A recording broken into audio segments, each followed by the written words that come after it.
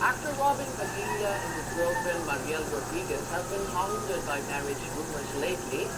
Photos of a supposed Ibaloy wedding in Baguio City even surfaced, but Robin's relatives have said it was only an engagement ceremony.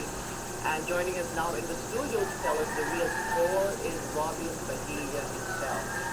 Magandang gabi, Robin, and thank you for finding time for the world tonight. I just wanted to talk to you on the phone yesterday, pero busy ka yata. Ang maraming gusto na tanong, ikaw ba ay pinasal? Ikaw ba ay naging engaged kay Mariel? O kayo ba ay meron lang sinasagawang isang reality TV show? Wow. Unang-una po, isang magandang gabi sa inyo lahat. Welcome to the world tonight. Una po, sa unang katanungan,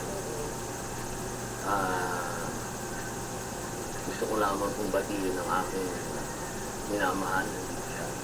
Hello, Mariel. Ako po ay sa kauna-unahang pagkakataon ay magsasalita na sapagkat dumating na po na ang aking mahal na anak na si Ali ay nakaalis na at nakabalik na sa kanyang ina. Ngayon po ay pwede ko nang harapin ang patungkol sa sarili ko at kay Mariel.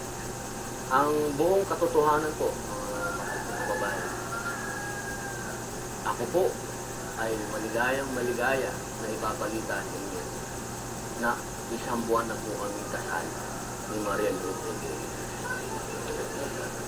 Ang kasal po na yan ay nangyari sa India, sa Taj Mahal. August 19 po kami kinasal at yan po ang katotohanan. Yan po ang pawang katotohanan at pawang katotohanan.